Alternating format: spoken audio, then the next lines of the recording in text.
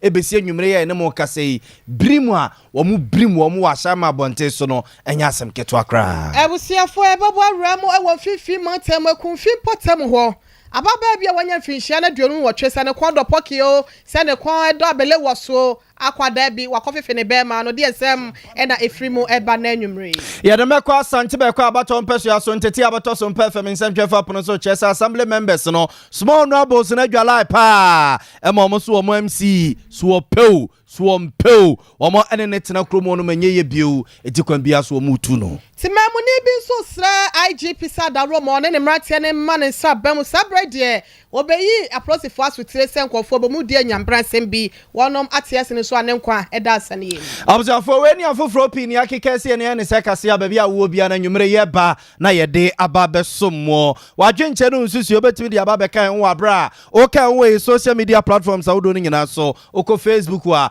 aha Sompa 93.1 FM Sompa 93.1 FM na YouTube Sompa TV Ghana Sompa TV Ghana wadwenche no nsusu o de bia hono a yeguso ebe kase ne mamu no ye bekenkai ede amamo o te ka osunyane ne mpotamu a aha Sompa 98.9 FM Sompa 98.9 FM na kumase asante mantem ne mpotamu nyina Sompa 93.1 FM adama ye kase enwumre sentino ejibe bia bade we kase ye somo na ya bo malibia boga enwumre mene ohine irema me akua ye boa esiama abuzafo ye nye brain na fe nsam mo brodo ntwo yenko ani yenko tutuna asre na basamfuma mo ye mo hyase de free man pani na na do danko akufuado wachima pese be ma bo ada na tena ye na se ye no mo kase man pani eya ahobo a odonfo ye adom na katrema da bodwemo de mafusa ne yantete nkabone bia na eja kira ne betu ya asumdwemu a man pani akomra spege fiem na tebia oman ne wo mu wo de akwakoto ye mra spege fo nanim sani oman Ghana ya mamra constitution ya mamra ne nchema no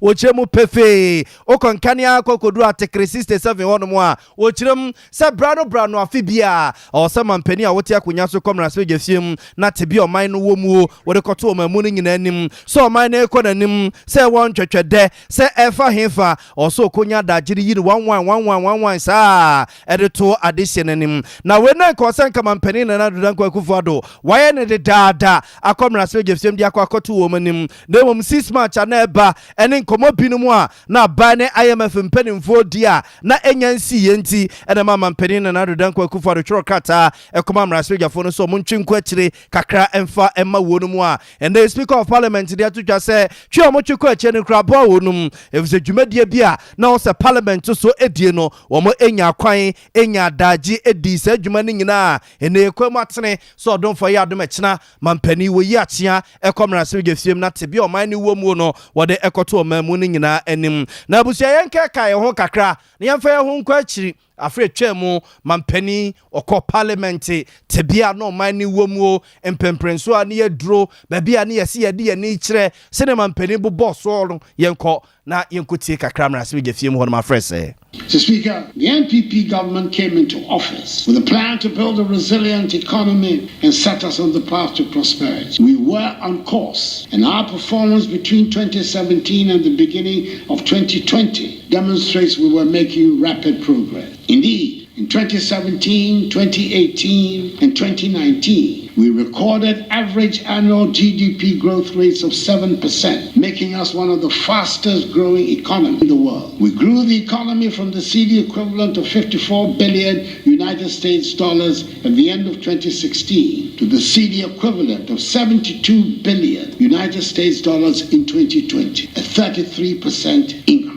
Then COVID arrived. This is not something that anyone could have planned for, and the consequences are there for us all to see around the world. The big and established economies of the world have been knocked off their planned trajectory. Countries where budget deficits were unknown and prohibited by law suddenly had to accept huge deficits to underwrite social cohesion. The economic devastation of COVID has since the beginning of this year been further aggravated by the Russian invasion of Ukraine, which has worsened the economic outlook of the entire world. We in Ghana have not escaped this development, and the consequences are being felt in rising living costs at our markets and at fuel stations. Terrible events in Ukraine have a direct impact on our lives here in Ghana. Mr. Speaker, 30% of our wheat, flour, and fertilizer imports come from Russia. 60% of iron rod and other metal sheets are imported from the Ukraine. And almost 20% of Ghana's manganese is shipped to the Ukraine. The bombs might be dropping on cities half a world away, but they are hitting our pockets here in Ghana. Abusia Rama Dani Ranwa na sen wo mampani na nado dan kwa kufu ado wachima PSA ne yete ne nka no we yemra afie twemu na wakomra spejafo na nim na obobo nsam so de kiremra spejafo no bebia no man ne yaduru bebia ne yede ani kire enhyehye ya na bandi gu akwa mu nyina na abusia no obobo so nkakrakra de ekiremra spejafo no enti ani da kwan se kina obekomra spege fiem na tebia o my konkron Ghana yewomu wode akwakotomra spejafo na nimu ye sembo si ani bedi akiri ifri krenkren edikosi krankran ne befra to bia na busuya ye nsisi maso ene mani wo ho kra na enim hwe ya o memu ni nyina ehwe mampanyi na adodan kwa kufu ado anim se Nyankopon ya adom amra hye badwam wo kina do de ani bekirem wo ho no eya de nam so mampanyifo kudam na akasade afa ho na ne nyina mo se enim kwan ya wo no mo hwe no ene se mampanyi wo be o meka no kre na de wo mu nyina e wo me ye tebra ne ebobra ya mpepe wo mu no wotimi efa emetudwa na ma me darasowa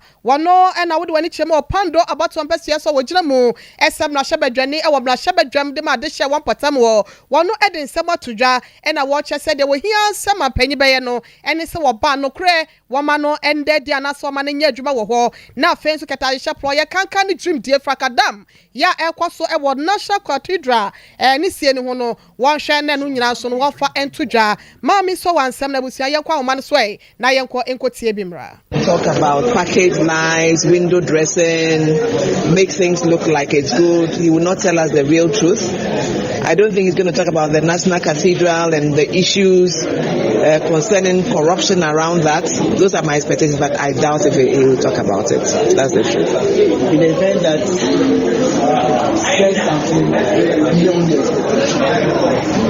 we'll live to see. I really don't think you'll see anything in that direction. I think you'll just come in the usual slogans, the usual covering up issues, making it look good when in reality it's rot. Make every Ghanaian worried because what is the true state of the economy? That's what we want of the nation. That's what we want to hear.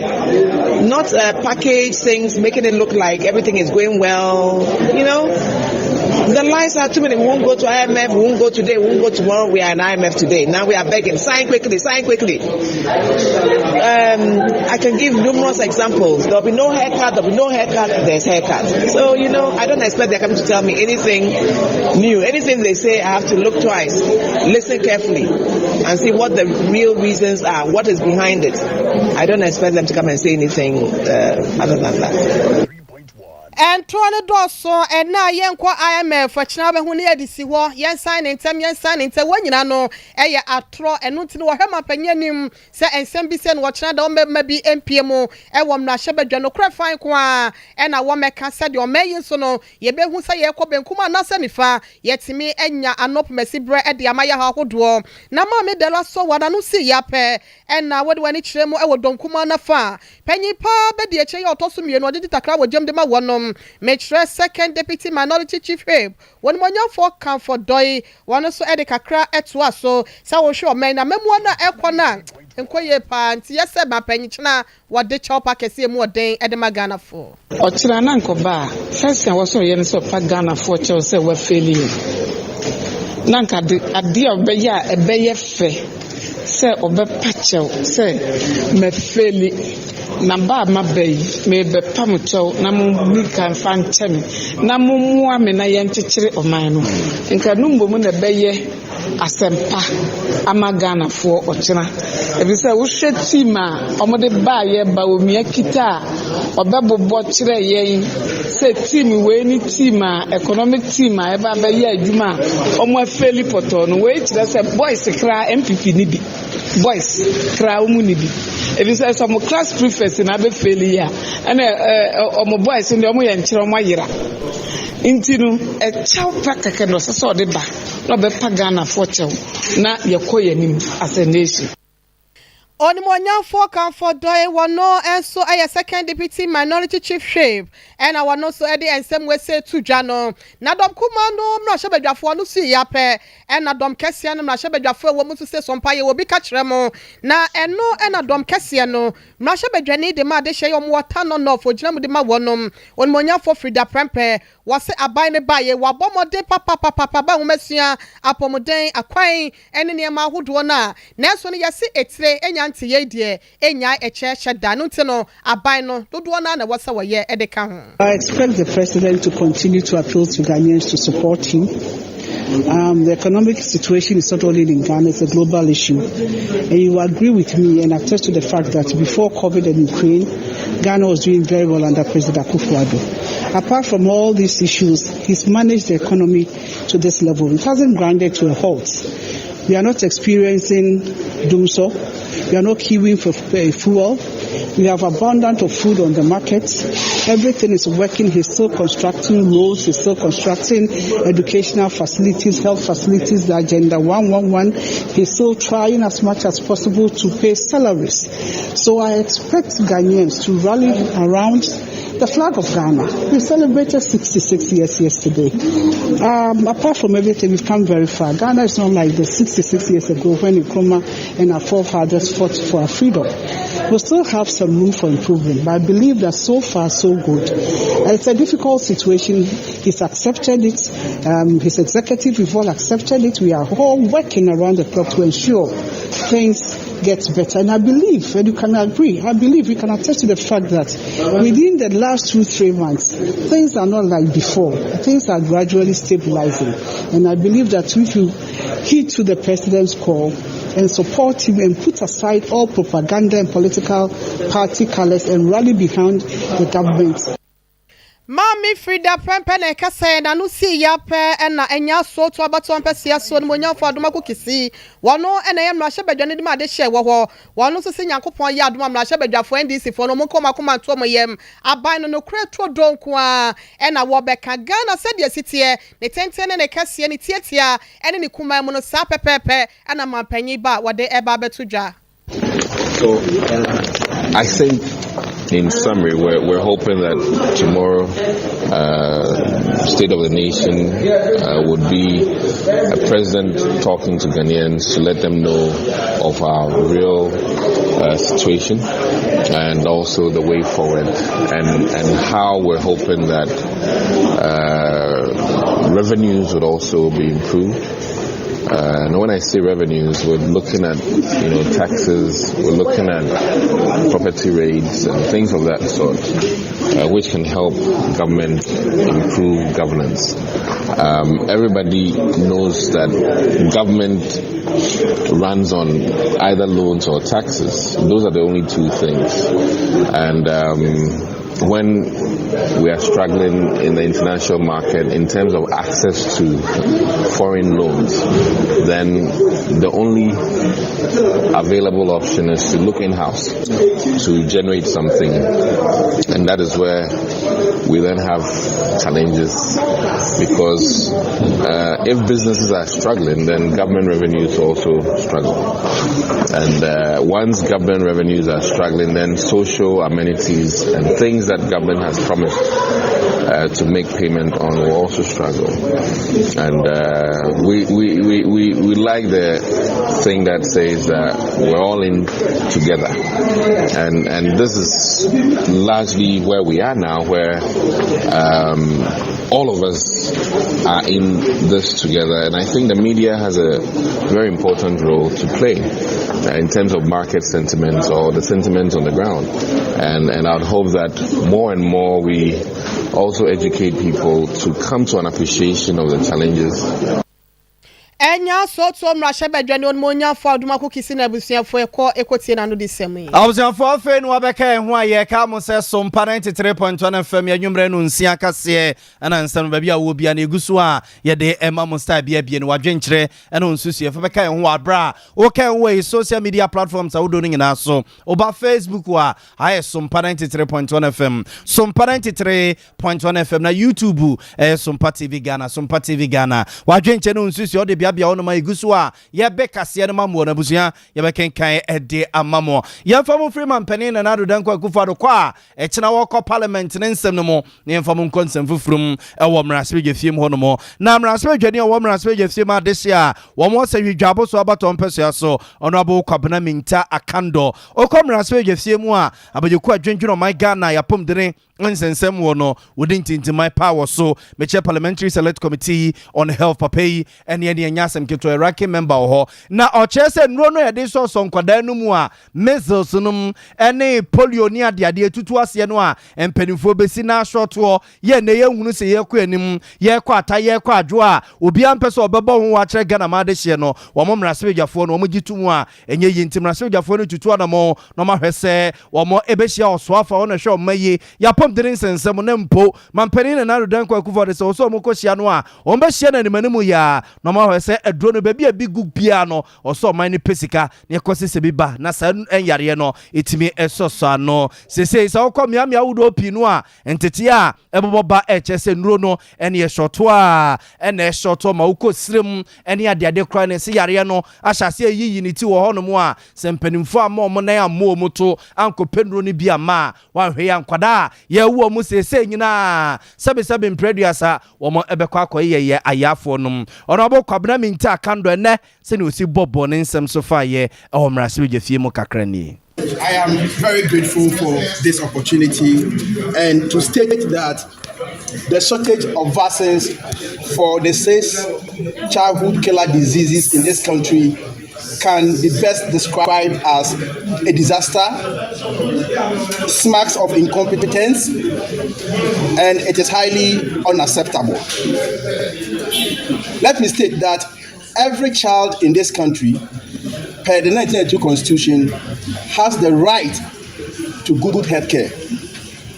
I believe that the minister responsible for health and the president, the vice president, they all had the opportunity to immunize their children, including their grandchildren. And somebody created that opportunity. In some jurisdictions, it is even a crime to sit aloof to allow the shortage of vaccines in your country, to look on whilst vulnerable children are getting infected with diseases that can easily be prevented or avoided. Ladies and gentlemen, there are 2 main ways of financing our vaccines for children in this country. We have about 13 of them. Out of the 13, Gavi is co-financing about 10 of them. And even that, government is defaulting in the 10. But Gavi believes that politicians such as the president, Nana Dankwa Akufo-Addo, such as Baumia, the vice president, such as the minister responsible for health, Ajimamanu, cannot take, or the children cannot be punished because of their sins. And so even though we are owing, Gavi is still supplying those 10 vaccines. Now we as a country, we are supposed to 100% procure about 3 of them, which includes the vaccines against tetanus, polio, and measles. And with these 3, we are defaulting. One thing very important that we must all take note of is that Gavi, which is co-financing about 10 of these vaccines, is considering withdrawing completely.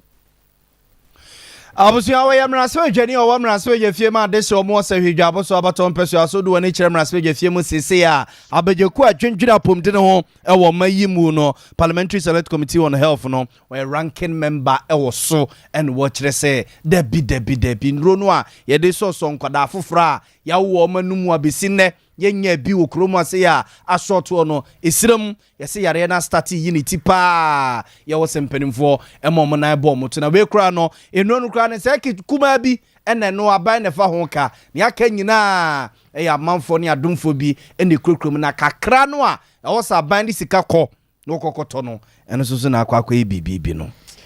Ebusiafo ya wasam ebo ne papa Ghana de womu no na yewura Parliamentary kan do na no si yape na Dr. Thomas Anaba wano so na epanyi kwankyerefo ya Africa Center for Health and Research Analysis wano na ye panya wotua no wano so se ne bi wo wonte ase efa bambo no ya edema enkwada ewo wonom emotofo abremu no ni nyina ho kwa akwa atwe no che se yewura kwakwagima menu soafo ya wano shapom din so no ye di jawa ne ye di asoa o apomden ho nsem da na bamu die wo hwe so beba be yi enyanu papa bi e di akye Ghana fo na ekwan bia wo befa so na wone na so ye no ebebo mode ama won saka ndo ni bi ama Ghana fo ade hye wo ma ene won na nanom won sabeka ndo bi e di awo wo wonom empom no won sa etimi akabe no ti no wo mra bonten de wose wo ka kire Ghana fo no wo beka na na mo to pa bia wose wo to no so no wontu enkofa ndo ni bi e fa my doctor Thomas Anabani Sembini. Yaribi to say polio, Yaribi to say diphtheria, Yaribi to say measles. Omunina was vaccine because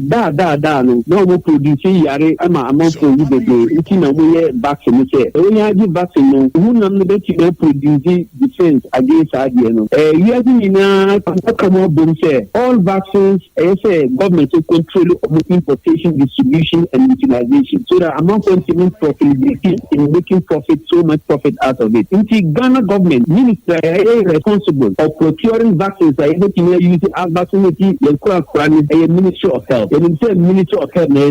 on top the vaccines. Yes, I mean say donor organizations will donate Sika ama government to make sure they buy the vaccines for our children. So that's why I don't know because we are very infectious, we spread it outside Ghana are affecting other countries. Government the ISO Sika kitwa being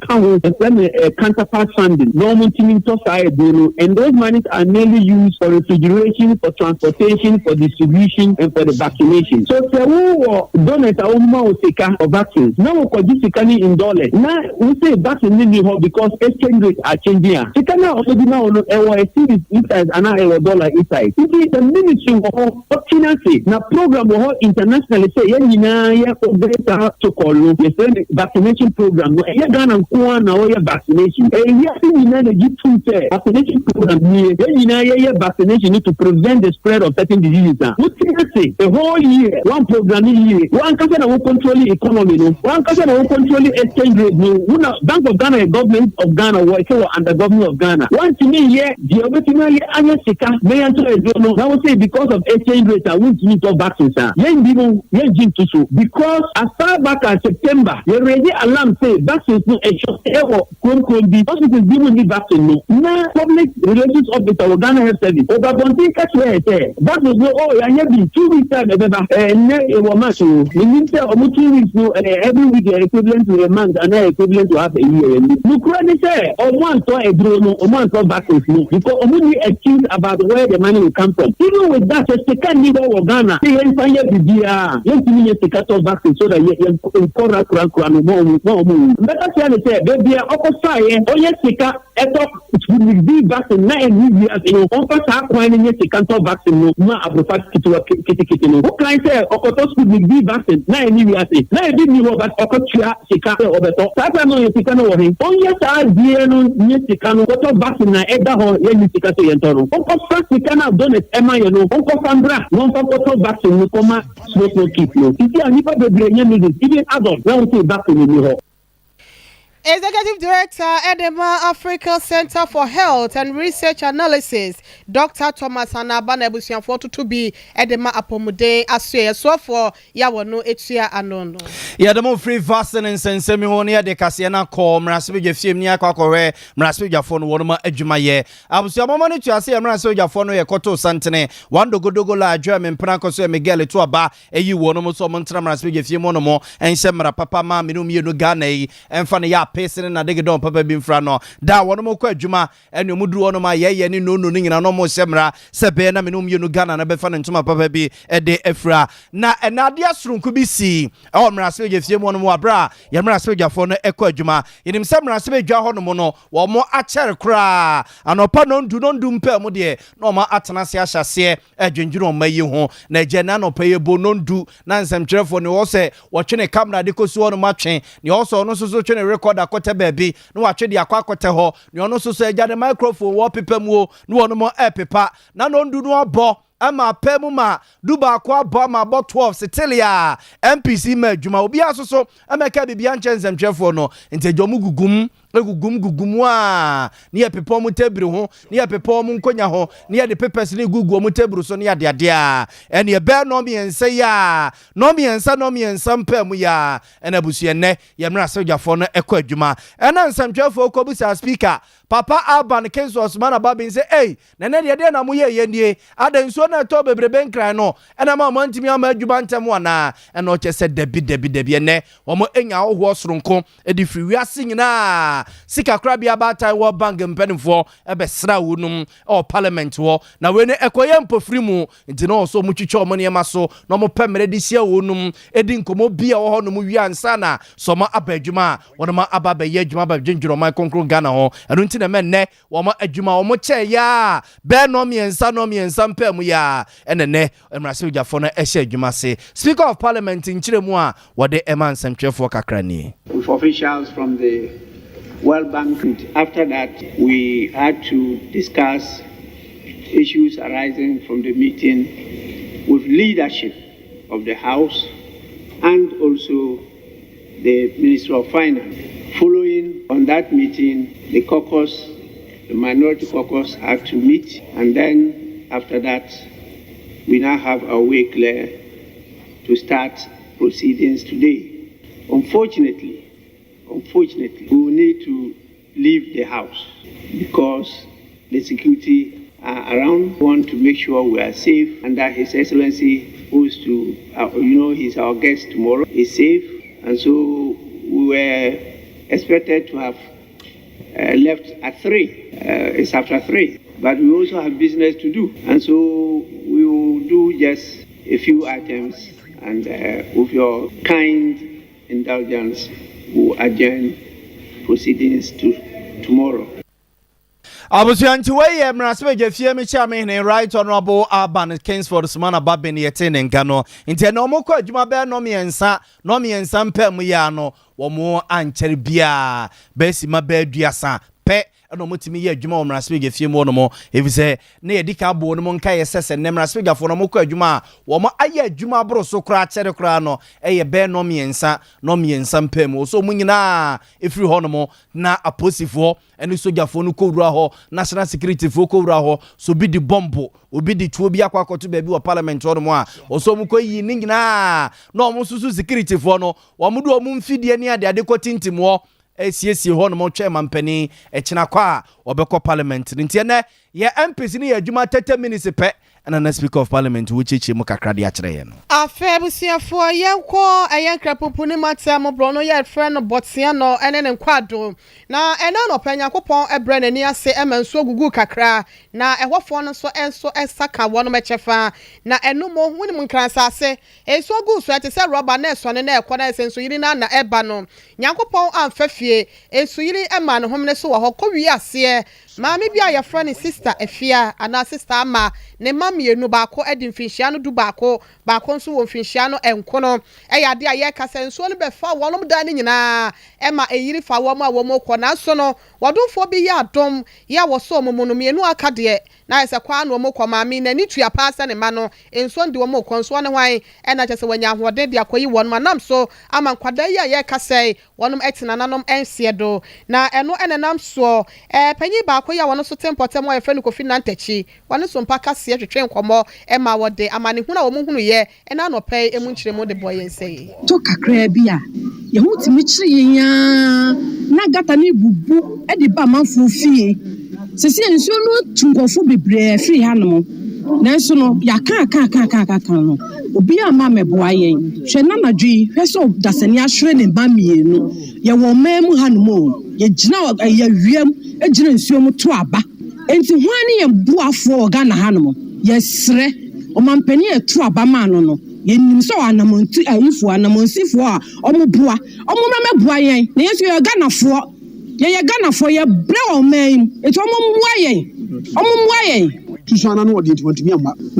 oye bia no person cross e kan se mempe boot man no cross me se ntimi fa nsuno enko tamo onya kwan ekoye no satamu ana nso no e fa de ma no di odi akire se nko odi nkwana achi ni susana no so oye bia nya yi na susana zo de nkofo no nkwana koye nti ne mam yenu nkwana mensa ene ne yire ne ono na ono ni hoti ka mame nkwana mensa ne mame no so ye bia so no je se tam opa bi di nkwana agina no na so no ide do mkoye mame no ni nkwana di na ebomu a am so ono pe ba bi agina so dan buye omo dan so bu akire di so no anu ye de no pe ba akogina di omo ko no na so no atwi nkwana no mienu a do mkoye me be se opani no be se fe be di mienu na 11 years ya so 11 years to so be ko be 9 years ayo ba no pani 11 years na kitwa so na chine 9 years you say the who know ba no na be hu say oda body ya sia you say ayo pani oba no ona be hu say oda body ya sia kitwa de hu no nti say sia ye twen na say na do for say police for ba o mu fa no ku ya na fe ya to so ayo hwese be hu no the family of okay me jere sa na fam ko finya tashi na me din yara me de sie person ko fo abusiafo panyin na ntachi wose ne din ya opese odi sie kakra mpesa amanfo be nso wabo awie nti yanso ye bobi ena wono ena ehu asem nyina na wodi nchema ese nkwada no omu papa eyade ana onifie okaso okopake ne ka obabi na kwa beyi wono mu a efofie anto ata na adware abamo ba ye na yesenso na no ayeden a etwe ne yire ne ma ne kodumfo bi so ne yire ne baba akomu a eka mienu omantimi anyum na nkwada ne de mienu no matina nanom se do ba ko de na mu yade a omu hu ba ko nso de omu hu ye nti no yese nyankopon so mfa nkwada ekra ensi emfa emaye abusia egusu a Sompa 93.1 FM anyumre no nsia kase na nsa no ba bia bia na egusu a ye de emam star bia no wadwenkyere eno nsusu ye fa beka ho wabra o ka ho ye social media platforms awodo ne nyina so o ko Facebook wa ahe Sompa 93.1 FM Facebook Sompa 93.1 FM na YouTube Sompa TV Ghana o tienka osunyane ne mpatamu a aha Sompa 98.9 FM Sompa 98.9 FM na santemantemu Sompa 93.1 FM yenkwa omano so ne eni openi osabute Abbas enkodi nkomo abusia ena no pay ade echi anope ya ene etisa sojafo akwa akote esi adehia womo ewa asama na bonten so ewo nkrapumpuruma ntemu na abusia nsuo bu wa wo se bu nyese bi epete wo so ene o mabrim wonu mu ne papa ade ya yeso omu nua soja ne bi oye adwuma ewo eye sunyane Ghana Armed Forces Band ya ewo sunyane abonten so na busuafo ewo nkran taifa ene ne mpotemu ene okoso wo kwa akosra wunum ono kra woko nyina no na onte apo sede asem ne siye ene mranche ne maba ewo wa shaima no mpotemu no mo abranche so oyo omo de ade omo atugu no so ene wo mo bonu a ekuma abranche ne wo mu eno ena ne nuanu masojafo ne tesa asemi omo yese ne ene omo so mbekọ no makwa akote wo ho na busia pani behwe TV no so ne omo de aye amanfo ma ewo ashayama na bonten so enne anopei enne so nsu atosa ewo nkrapumpurema ntem wo no mo a enti nsu no tigu be 3 o'clock awmachi no asojafo no tu wo cars amol cars ne helicopter ne ade ade ennam wiemu saa na ne omo de aye amanfo no nya sanketo a amanfo kasetia se baby awiase adroi Sanyama way, or see a so na ebe ene binum so chese so jeni no mukunu no ono so yo bi ba no mukunu no na amanfo wo hia wo man kasenti asade no yenko ma no so ne osabuta Abbas nkodi ho nkomo wo yo bi a wabene e babambo mu asemu a yene nkodi ho nkomo osabute good evening no good evening mi abema me yiri so mpom ye body da roma mo jadi mo frisa ni kire beda nyame ase ye de radia se papa ne asi wa sha man ni magima di se wo de wani edi akire wa ye obi a wo ye nimdefo e fa security ne ho nsensemi de asem na obeka de afa ho edi kan no mi di se sansem we ya hwemi ya e ba bagi nsem no kware wo ni se bio obi ani tumi se ono obebu obi ana obekum obi nyama obe bia ebe bibi bɔne ɛbɛbɛ obi sinsa so bɔne bɛbɛ obi so wobɛhwɛ ne nkwa anaa obi pra no obi nni saa akonya no nti no sɛ investigation so fɛ ɛkɔ so it's not pointing to fact say again manfo bi na epu gu mi so again because according to the information it says we midnight anadwo mana e na esi ye nti afei na asɛm na nkasa no ye esi ye kwa e fa so a na obudi sa nyamra nsɛm no edi ye no ye ba betu dwa na sabio sɛ ye kokom na sɛ ye tu bu amanfo so na ye boro mo a ɛno na ɛkyerɛ sɛ nia wɔn ye no wɔn so ano ana sɛ den wɔn asabi inde yakɔ no mu a yɛhwe wɔn no ɛdan na ɛkyerɛ sɛ saa nia wɔn de ɛkɔ nkwampo no wɔn ka ho bibia ni ɛkyerɛ saa. So what you are doing is that if you want to improve military and civilian relationship, no, and yes, I can't wait. So, nia na mo so jafo ti kwampo no be hye amanfo bufuo ebema amanfo edi wo munyaw isa na se me na me nam ho na mo be chim na mo yes aya kaya de kire mia me nya so ya ni bia li boni bia e ba ne sa me nso no me nya adwombone afa so jafo ho de bia yedu e wo man Ghana ana wi ase afa ne yi what to say bibia ti okobi ma so jafo abo ogu ko se na se yebo wa fogba odi ai be chia ni bia ye mo no so this is archaic, this is prehistoric, this is barbaric. Intelligence gathering ene die eduma e wo bibia intelligence be nie gada nie die hu omo di sa bone no ni achi wo mo nie do ma fa na kwan so if we can't gather intelligence we have to brutalize everybody because of the failure on our part as security agencies to gather intelligence iminia e ko so die ntwe yi kra Sabute nipa ne binum so kyerɛ sɛ wei enye mredi kan a yehu saade wei sɛ obi sɛ uniform na yenyina anim sɛ ebi kura wo ye soja ni we police ni we prisons officer we fire service ni na sare husem sɛ beto no menka manfo ya o den kyerabo ase Major Adams Mahama when ye de ye no ewi ase case no aye konebra wo court wa bi abrantie mono soja ni ni pictures dada ya de isu utumi say we young soldier wo ye adwuma e wo aminimu a ye se ne girlfriend wo se de naja wo fa na nchance na wakofie se de asem ne si ye se de asem ne si ye o tumi yes otimi kire omokra se oye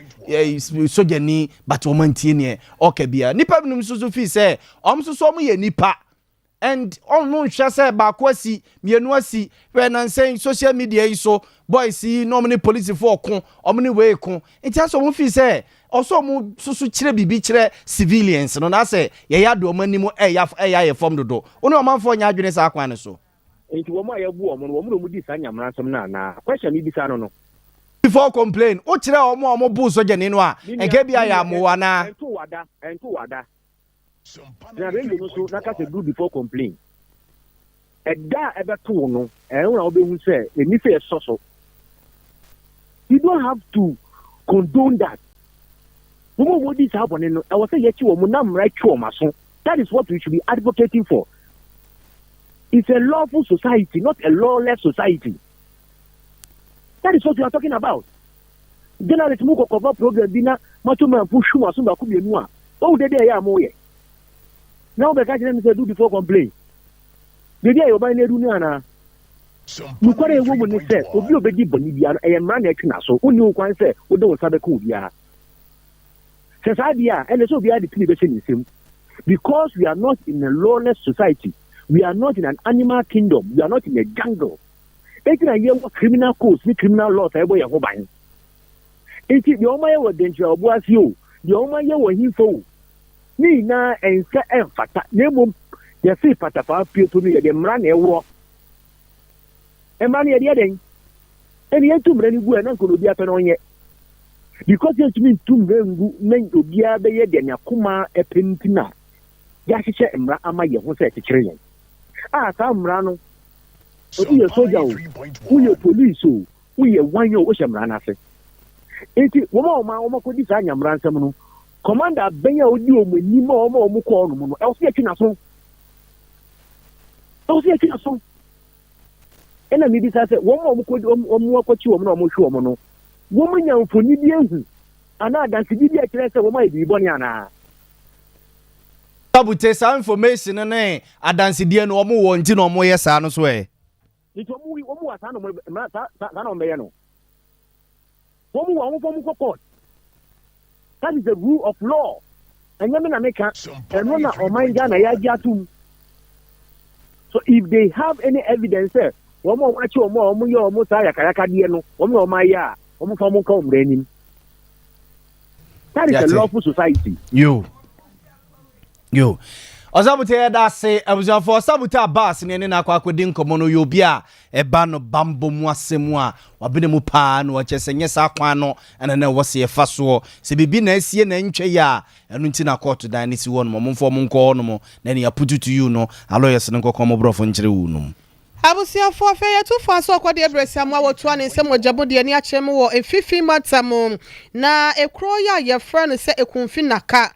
na kwa eho na yedro na enkra ya free ho ba no enye de kra maami bi ye wono ya oba wafo wawo miensa ye friend sister aya ana madam aya ye ka sei maami ekua soso nyankopon adom na wawo ne ba no eye bema wadi busumi enumpe na sister ekua wa kire ho wa ya de na akwada yi kem na wodimrika woduro mu ho ba bia akwada ne dana Mami e friend no aye ya wawade be ma ni monyamfo bia one na wo miensen wo butu akola ne so na sebi mpanyim animu a wode na no ebutu akwadai ne be ma so se wo fi se ye pokio se ya bele wo so se ye de benyo na wo de akwa busia ko Facebook wo Sompa 93.1 anasa Sompa TV Ghana YouTube onso eye Sompa TV ne kohwe se de apapa wa na ye friend aya no wasi etwe abofra no ebema no na akwada ne bema asole agina so no wo bi ebeka kire wo sa baba wa te se aponche bi asabi wawo a ne ma no etwere no fu yire no sa pepepe na sister ye wo twe akwada bosumi numpe o ne bema mon kwankwahwe na eno na ye ka sei mami akua ete se ne ba ni so no koye na ja sister ya watching akwada yi bema na watching no wo moko e dey say the one no munsuo akwada yi jonso na wo jonso no wo nom no watch abusiafo bra Facebook what na be Sompa 93.1 kwayi yawo na watch akwada ne bema sa no akola na de etua o se nkuruma ketekete Sompa TV nso ya YouTube na mami akua ye mo hye no se Jesus Christ titia o me yi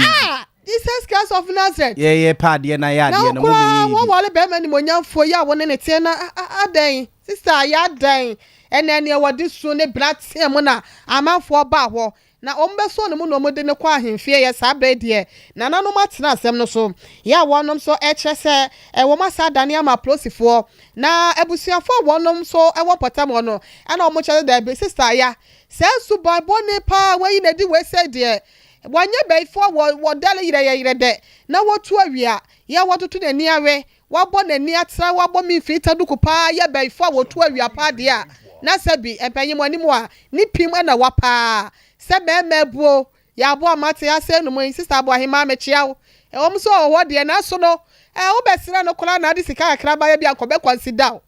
na memebuo mo ne na mountain ghetto boys ya aja wonom hye ne wi ni ade awon mo kasa yi omo num wi no sabi ya no mo gina so che no wan kwango pe bia kwada 5 months musumi num akwala na abusia sister ya obuto no so mo de momla Facebook na mehwe na asem we say plus 4 year one potam no wonu masom amana nan mata kwanya pedwa ya omo so ewo ekonfin na kwa enso aso asem ni mo ya wo mo eche se de be free moto bia no abusia be masompa ya so ate ne yeso ya da na ekire de amom na baba wa we say se de nsem si kwo no enye beye pa na ye na yaw obi a wo hu akwada ne nchire bi na ade we na akwada ye de ne te ho te se asare so agina so atwa wan asare agina so ayaw asame e mo rewo me yeso be ma de ketu bi ani mu bo o se omo se o twetwe no o ye man sa no moja begina mu afa ntiri no ma begina ho omo jonso kora o ye ma me na so akwada no be me mo asɔre agyina hɔ eti enema ye adwuma wo abofra ne mu na said de akwesi aya wosi no ma na ya no so waware wawadi ne yese ne kunu ne ya ka bibisa you potoka as a prominent person na so obi a wodi mu pa owani monyam ewa kumfi ho ya wa wo miensa so oba type pa na wo ye obi basa na ne ma ne de minim se be ma wo ma ne nkura omonkura bre minim de ode ye wo na asem we say ye ka che ye tiefo se ye need ye kire de be free moto bia se de ayesi twa kwada ne be ma no de ansa na no ko Facebook Sompa 3.1 na ko Sompa TV Ghana and also YouTube Sompa TV na kwahwe asem ne ye mare ho me yesu ya to aso ate de koso wo ekunfi na kwaye no watch na to wono mo but I say ye pete mu susu aya holo Adam holo anya holo oh na de se ya de wani mu wo nti wo de ne ba na to ho se wade da na manada ena wo si akwada ne ne ma aye ne ma kakra ba ko mienu bi wa adu wo ene se akwada ne tie mu a e de na aye mebei eni odim ni ka ba ya sister aya na butu ne ba no so a kyese nani bre na ate se bio wo ba pa wa mi be ma che pa wa nya no aka na timpa so ya kyese wo mbeka se sokin o sokin ne papa me meti ha o meye mi bi eno kra ni se ya o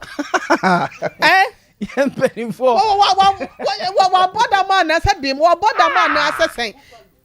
buffalo kra wo ho abrante yese emema ntiatia no so no ya wo mun so na yi ohun na we asem we say yawo ya kase e bedi a kire na yes we erekanan mu ni akire ma yempa e wasi e di a kire hu say asem na kosi say because aya fa no wudi e kase on say kro bi wo wa yesi ekro kugum amre yenya won pattern no won twadwan no wanya yi we enya asem wa yi eye criminal offense bukum no obefu pa kwada na ni munyam ne sikadura na say bibi senti wasi ahwanya say akwara ne kura ne da che kura da oni ni kru no e so omo ye prominent wo society ni mu no yonko bu se omo prominent no omu nya ne he yonko bu sa so no so ne be ye na ya ne sa ya so me ya sa so a ene sa na wa ya to aso nya sa ye di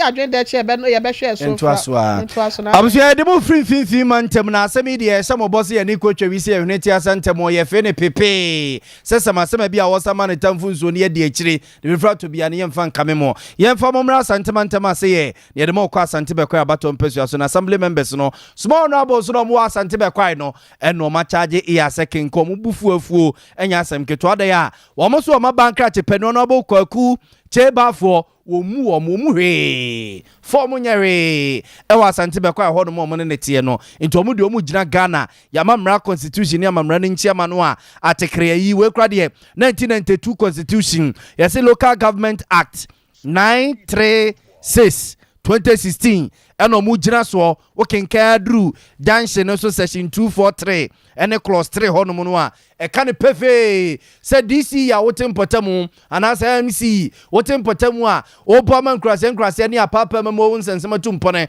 wa assembly members umu onum na fo mo nya hwe na banka chefo so omu gu onum a also mo boawo no mo no hwe kro no so won fo mo nya bogene mpeso odo ma ye swine no o si etu free ade so inter assembly members ne de o ma kantema densi awe abogu so mo MC ono abokwaku chebafo wo peu so wo peu wo mo etu na de so na honorable Dixon Boating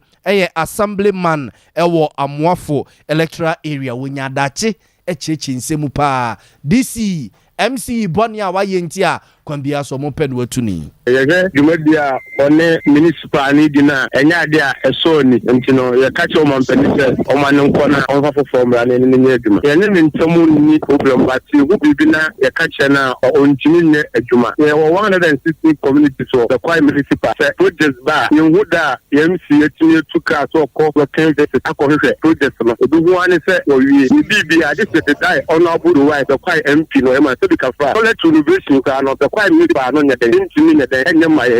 sisi nansɛ ɛdan bebree so apepa wɔ the Prime Minister sɛbi akɔyɛ sɛ kuro na ɛyɛ fan reason de yɛ onim baabi a confident find ɛwɔ a ɛsɛ ɛtumi nyɛ bi na yɛde boa electoral area no woka asɛm kyerɛ no akodie but ɔmfa asɛm no nyɛ dɛ ɛnyɛ adwuma saa no ma wɔnya ne ha yɛ assembly members a yɛaka ho abom sɛ ɔmpɛ baabi ntra na ɛhwɛ de wɛ a yɛbɛnya nipa koro a obi to ne yɛayɛ adwuma ɛnora akora 6 March no yɛn assembly members ne asia sɛ yɛpɛ ne sɛ ɔmmra na nkae ne ntra se na biribi ne a ɛnkɔ yi ne ne nyinaa ɛnsa agene yɛhwɛ kwan a ɛbɛtumi afa so a ne nipa ne bɛba ne ntoma baabi a ɛfira yɛkeka sɛ 4 hours ɛkyɛ no dɔka kyɛ sɛ ade member ne sɛ wakɔdi baabi nso ɛsɛ yɛnyɛ ade a wɔbɛtumi aba ɔbɛtra so 2017 na saa ne nɔɔma de ba yɛsa bɛdɛ ɔba bi mama no nɔɔma yɛnya awesimu sɛ yɛyɛ a wanyɛ ne yie biara no yɛmfa nkyɛ no na ɔba a ɔbɛsesa yɛne wo na yɛ adwuma yɛho bibi ne ɛbɔ nso a ɔgye so kama wobɛgye de sɛ bɛkɔ municipal assembly no council no yɛhama bi pɛ na bi bɛ adwuma hama bi pɛ ɛna ɔmobɛ adwuma ba yɛm de ɔbɛ adwuma ntɛm wobɛkɔ na ɔfisa ne dɛ yɛto kɔkɔ aba but administration na ɔwɔ no yɛkɔsɛ mmara a mmara no tumi yɛ adwuma yɛkɔsɛ sɛ yɛnyɛ down yɛnyɛ wei a ɛnyɛ adwuma mpo yɛade yɛfo ɛtete no yɛhu ade baako dɛ saa adeɛ bɛba no ɛdukura Abusuanti wey assemblyman na wo Amuafo electoral area wo bekwae ne mpotemu Honorable Dixon Boatin ene yetene kan we yemra na obobobo nsem so ne ade property a wo mo MC waye e wa Asante bekwae ho no ma chenchen a wo mpeso mutu no na wokope ne ba bi tena ena na obobo so de kire no na abusua wo se asam de ba okakobɔ nkum no aka konifa kakra so hyefa yemua entemra assemblyman wo cheche ne nsɛm de kire esa no ena so mpa fam nsɛntwefo penspedu kataro mrante yese yenkopa MC kwaku che ba afo mu bɔ ne din epe no watu no nkobizan MC na de bɔne no waya wa assemblyman members epe wabuwe ape watu ade esu MC ene enua na na yawo amankwa edin komo echeche ono so ne nsemu ede kire yen internal audit the whole country the power was first 2020 okay because the award is in table this year and award for best audit committee the award is in table this year so another one will have more 20 NNDC performance contract. We were nice, the whole country, again, it's almost any problem. You didn't take a look at them. We did as political figure China, take a look at the Juma. Talk of auditors, talk of internal auditors, talk of municipal finance office, talk of the HR, talk of budget, talk of coordinating director, talk of work, talk of a lot of them. You know, they take a look at. Now, also, political figure, you need to allow them to teach you. Now, so and my son, and you so you did not focus that there are many parts. You will be able to. And tell many Colossians 4:6. But some one can say, "We are die and chill." We want to say, "We go together." That kind of Colossians 4. So much say, "We know we say no, we say it's not again all day." We know we are making it now. We know we are doing it. Let me tell you, we say we are the finish. It's in the because I'm saying you. We never talk.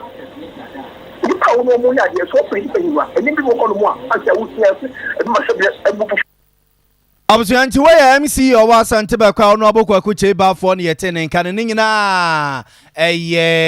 na assembly members a o ma charge won so open watu no se wo mu hwe wa Asante Bekwa ho no na one enua na na ya wa mankwa di nkomo a no no so wo cheche ne nsemu de ekire na abusua asemi ye de besim fancy ye tutu akwa tutu kire ye besa akoso ne ye bekwa akosie assembly man fo no o ma ba no o mo kwa akoto de apam mo DC no ye ne bedi ekire this is so you better one office na ne akachi biere na kwa kudi naja ehunu ye de befa so afeya to ansam na so prosifo dodo na da na de oka shet memfo ne se wonye wadom se beya wo se de ma ba ko mienu bi kwa ache wo mpatam beyi wansutre na enkakra se de mpanyi so ba ko wala dregu no wonu matimi aboa ama prosifo wonu madwuma na yemre ede ama wonum asem we sei enatimemu ni ba ko bi wakodi so ya enam so ntenene wode adesrade ede ma IGP yewura akufu damparisa da Roma wakwa ye adoye aboa prosifo ama wonsa aka enkrofo bia woyu se wodi dwurum dia nyabrasem ewo mai mama sabre kase de ne nkwa eda asane yem wane Sompa kase hwetwe nkomo yenko na ne nsema hodo ne yenko nkotie bimra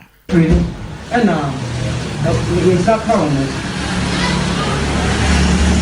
omudin me bomudin omu ya me sana echibi na mo bomudin Bako di Sedu Samyali ono di 28 ana Samuel Yamabo only 42 ana Nicholas Achidoko Keji only 40 ana ajana wuchi wonu nyama ko to mu o mu se mu ana me boy se mu fake currency sika yes no papa so mu and go di aje ko papa ana omode yo mu ju minister mu was akobe kasa se oni am ba ko but o mama tia say case now obenya mu ba bo free what jadie obekasa me sire Ghana for youth for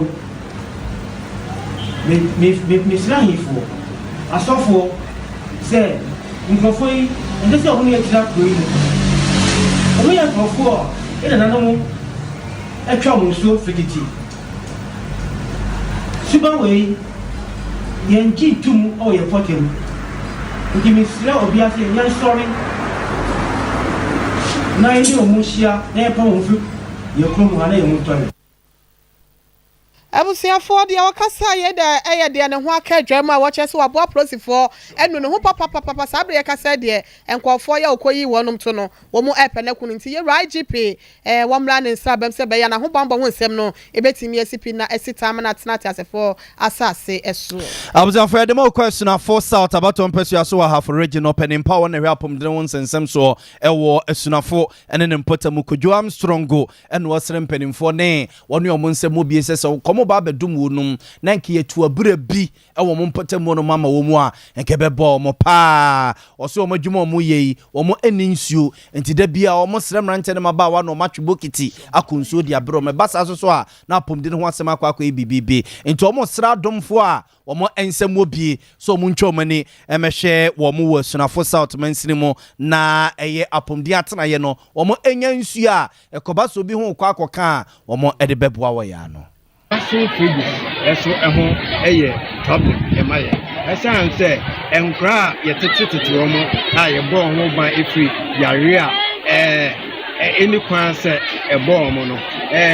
saa vaccines ya ehia ye kra mu ewo fridges ni na saa facilities titire mu edimem odpon krom ene facilities ni bi ekeka ho eni vaccine free eti abran na Chair of Hong a Sankore, a Timoto for Sankore, Chair a Dumem, so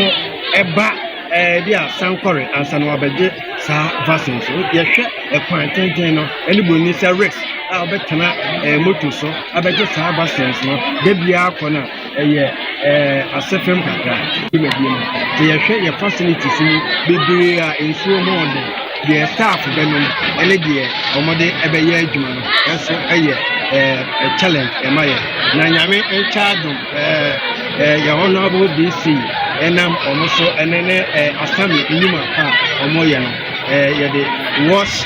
project, be Eba, Yama Yati Ese, facilities in Sue in Omakatai. I was going to wear your pen in power happen didn't want and some so was soon for south about one person so half a man no more yera could you am strong go and not yet in can we na on and some for a boat to my kakra now was your focus in Sinasada as it appears in the Informa 3A Heba Center or the 3A cool capsule so a bedja so 3A cool capsule so and on as he said the cocoa to twas your cry cocoa no self free when you so for the when you want answer when him and now when you know and I auto it's baby a cocoa na free will be a opesa share cry a 3A cool capsules on 170 ye kadechire wo 3A cool capsules so ye say a cocoa master food and drugs authority in penfo agiatum enye na ewudwa so kra cocoa nti eja usisi yade cocoa nti uyam watimu a edru no eye 3A cool capsules so cocoa master no enye na ewudwa so food and drugs authority in penfo agiatum se ne maka kire wo no odo ani kire Colinac ya ubenya bi ato dane herbal ubenya bi ato missy herbal ubenya bi ato ena pidank so ko hono mu a ubenya bi atosa upinchi mu bia wo ho a na ne mpedimfo adi nkomo e wo 0546 10 7107 0546 1071 07 na 3A co capsule so Coco Master wapebi na wabobo and a hairstyle challenge so ebaso or Sompa TV oye baba oye hairdresser oye obi a oye tre and wani je ho a the hane so do ani be chere Sompa FM your premises ase wo so ame na obefa forms 50 Ghana cedis pe uwie na difference ya enema ye de ma wakonya asem ketwa upemu nchiremu bia so a no afre telephone number si 0553198282 0553198282 and 0249942842 0249942842 and 0594347845 0594347845 we a hairstyle challenge ya ebaso or Sompa TV so and a ye comfort so bia yitri chipemin tongene e poni ni ade ade ye bia na waba na wabefa forms no udi first ya dryer ni ade ade de ma wako ni nku a wode kwatwe amamfuti e de be ma wako no nya asem ketwa ohene ye fancy ohun amwase ye rasante ye bo beneto ne nesem for penye Sompa ka se de abufo nyina Sompa 98.9 ene Sompa 90.1 ye damu nyina amwase kuku Veronica Jando wono ene hwechinchin fidie ni from ade ma yen o ya de papa baba wa wetuntum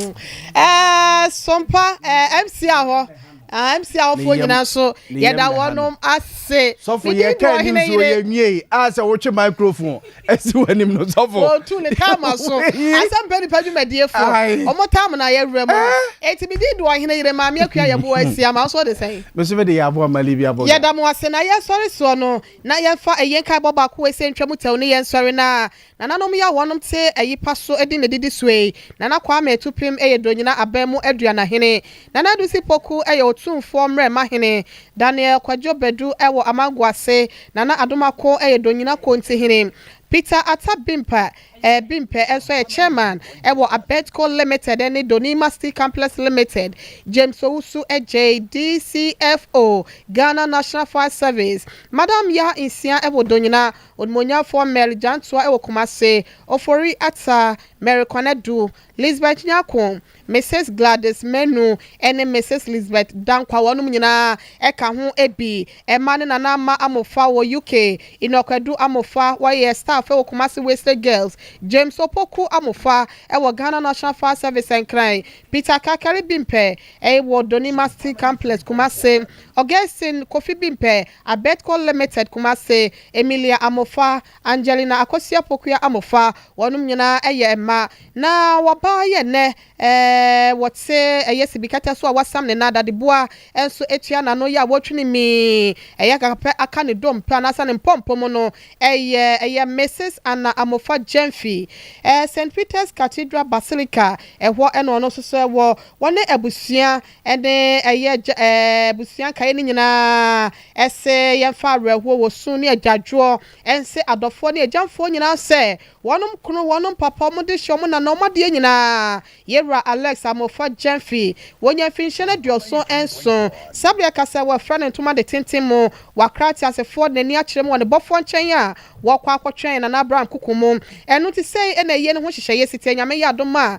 eye memenda ye no edi anim ya 11th of March ya de awonum ede no eto empem ama abusia aba betwa no ho ahye su na ni achi ede etwato ana sebre etwato na wo mu di ni di etwato nso di ama no ewo abamu abusia fie donyina enopa no num pepepe kosise no wotwe ebebo apemu na wonum ewie a wonum aye mass di ama no ewo St. John the Baptist Catholic Church ye no ewo donyina no pa no nkono ekosi no ndu empemu wonum wi apem kwakope no krabe ewo Catholic Cemetery ye no so ewo donyina no pa dubaako ekopim dubaako mpemu no na wonum awie no na womu wie a ewie donko pepepe wonum eba betina patase na womu de ye nana ya papa ya de nyina na iyo no ahyehye so ewo nyina LCJH School Park wo na yetimi anom na chisi kasa na adakwasi adanso iyo no ebeto aso sa na na sedane na asiesom no ebekoso ewo St. John the Baptist Catholic Church ye no ewo donyina adakwasi adano pa no nkro pepepe ekosi se dubaako ebebo ebusia se yen kantra mo se eda juada no donyina baabi a wonom edi dwuma hodo no nyina no edonko pepepe kopise no nsia ebebo no kwasi ada ehwa na wonom betena na wonom so etimi aye eyi a etwa to de akra ye papa ye chikrakra eye danfo yi a enka ye wura Alex Amofa Jamfi obekwa ma na blo sododo enti ye nyina ye ni twi na ye nye trada ye frefra ye ntoma ye nye ye brisi ye kobene ene ye ntoma fufuo ne ye konko jamo ne abusua se be ya ye papa nsuso no ne kra ye akwa akodi ne bofo nchen no obehu sampa na wote ase no na adofo don papa penti no kuku aye nua ba wona na prekope na eda fom nti no ye nso no ya ade a ye ma ya akọ so no nko papa penti maami kunafo ye ma odam rifadue wate mesesa na Amofa Jamfi nyankopon cheche owre kuku ase de ato no oni edi ya papa nti no nyankopon paye na wo body acho so mo ahoden ya ebredin same no obetimi ede ejina abusia yakra mu nyina se mpani padwumadi ebre asonti ofo so be ma ene sofo ampaye ebedwa wahye na kotade no mo na sabo be ma wa hase no abrewatia mehye wan kona ede atai won wachi yakra mu nyina